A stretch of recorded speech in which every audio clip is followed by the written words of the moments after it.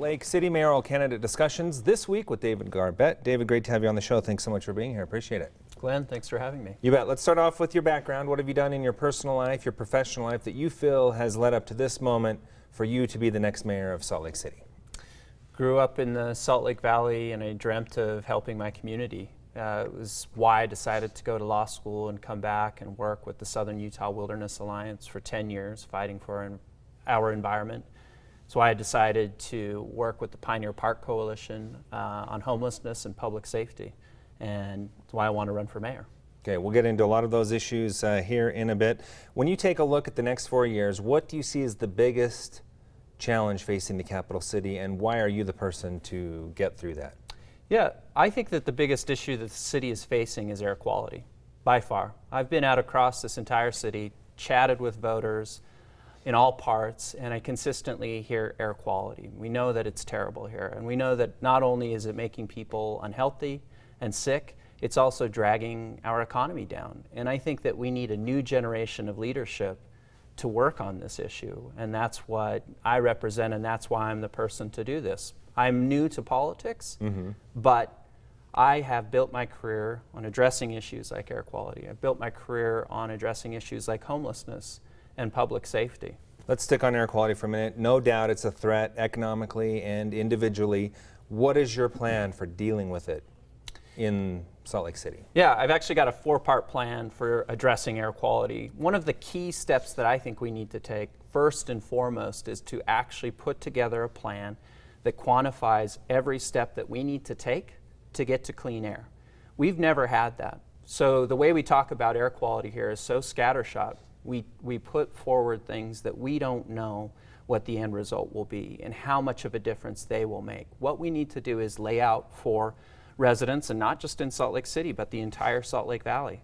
Salt Lake City's not an island, but lay out for them a plan to actually get to clean air. It's something I've committed to do in my first year. This is standard practice. When I was a lawyer working on air quality issues, I would see this all over the place, but never saw it in Salt Lake. So that's step one. So get into that plan, though. What are some specific steps you think you would be able to take?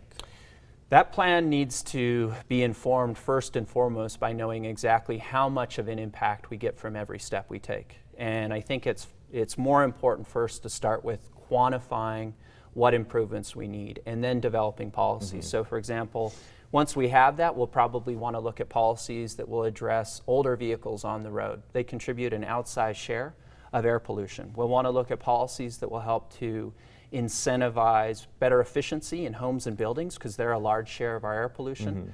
I think that aside from that plan, one of the things I'm talking about is working to move some of our biggest polluters out of the valley, the refinery, for example. Talk about that, because that's pretty ambitious, and I may be putting that lightly.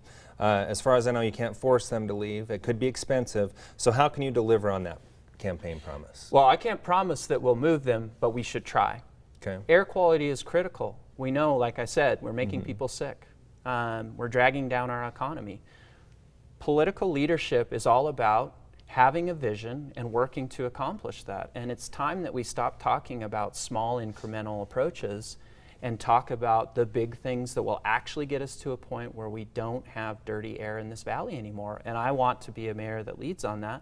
I want to start by actually visiting with the refineries, understanding what sort of obstacles they face. I want the city to invest in a master plan that re-envisions that area, how it could look after those depart, and go from there. All right, let's get to some other issues. The inland port, do you support the lawsuit that the city is now engaged in against the state? Yes, for sure. And again, this is what I did for my career. I was an attorney, fought issues like this. That lawsuit is critical in us defending our airshed, in us defending the role of the city and being able to shape decisions here. Immigration.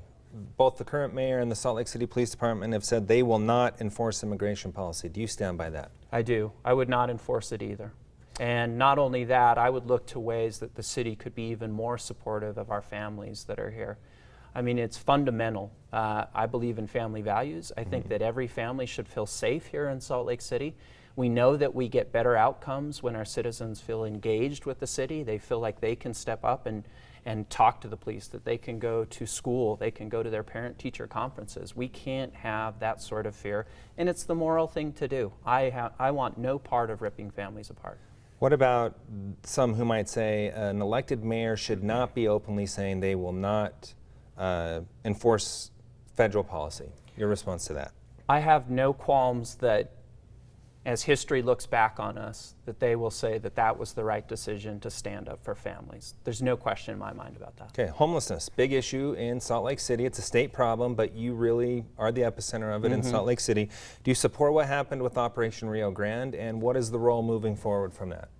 I do. I think that Operation Rio Grande, in addition to making our city safer, helping with the way that we've addressed homelessness here in the city, is also one of the most important things that it did was to put a spotlight on this issue for the rest of the state. Put a spotlight on this issue with the state legislature. Look, Salt Lake City is always going to struggle in responding to homelessness because we are a city of 200,000, yet we are providing the lion's share of homeless services for a state of 3 million, and that's always a stretch for our city.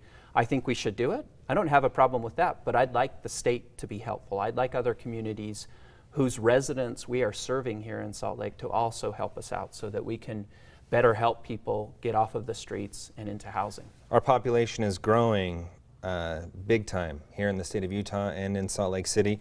What's your plan for managing growth as we continue to see our population boom? Yeah, I've put out, again, another plan on this issue as well, and it involves ensuring that we're providing housing that is deeply affordable for some of these people that might be coming off the streets so that we have options for them, for our families that cannot pay a rent close to market value. Also ensuring that our city is providing housing for young professionals, working families, young families, empty nesters, people that can't afford many of the products that we have now in the city. I also think that there's a key component as it relates to transportation, how we plan to grow, and what we're doing with infrastructure. Okay, we're going to have to end it on that note, but you can learn more about David Garbett at garbettformayor.com, the web address right there on your screen. Thanks so much for being here today. We appreciate your time. Thank you, Glenn. Stay with us. We'll be right back with more Inside Utah Politics right after the break.